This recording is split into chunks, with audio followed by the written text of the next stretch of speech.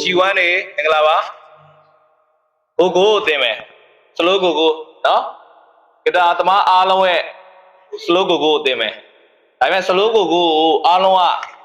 down down up down down အဲ့လိုသိထားတယ် down down up down down ပေါ့ဗျာအဲ့ဒါကို down down up down down အဲ့ဒါကိုတအောင်တီးမယ်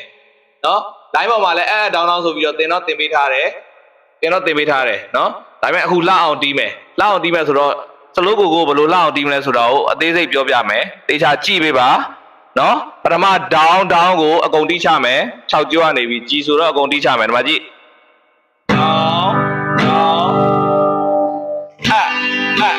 down down ထိရရတယ်နောက်ဆုံး down down down down သွားပါဦး down down down down down down နောက်ဆုံး down down မှာပထမ down မှာအပေါ်ပိုင်းပဲတီးမယ်တစ်ဝက်ပဲတီးမယ်သိကြမှတ်ထားမယ်နော်နောက်ဆုံး down မှာအပေါ်ပိုင်းကိုတစ်ဝက်ပဲတီးမယ် down down down down down ဒီမှာ down ကိုငါဒီ6ကနေဒီတစ်ဝက်လောက်ပဲတီးမယ်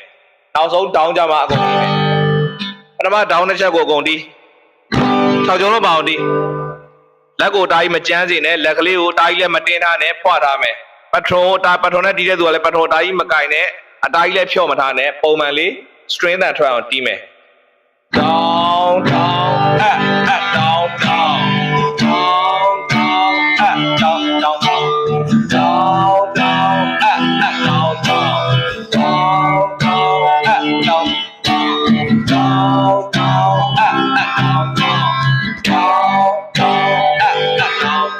G1 နဲ့တင်ထားရနော် C group နဲ့ G group နဲ့တင်ထားပြီနော်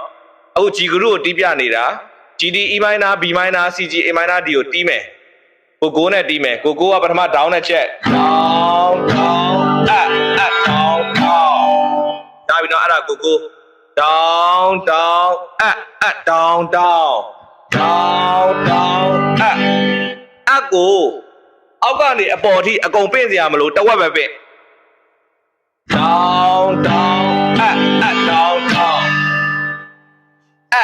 ပြီးသွားရင် down ဆိုတဲ့တက်တီတီနောက်ဆုံးနေရာ down ပထမအစနေရာမှာတဝက်တီးမယ် down အပြည့် down အပြည့်တဝက် down တဝက် down အပြည့်ပြန်တီးမယ် down down down down နော် down down down down down down down down ကိုအဲ့နှစ်ချက်ကိုတဝက်ပဲတီးမယ်နော်ဒီကနေတဝက်လောက်ကိုပန်းတီးလိုက်ရတယ်အတားကြီးကွက်တိထိစရာမလိုပန်းတီးလိုက်နော် down down down down down down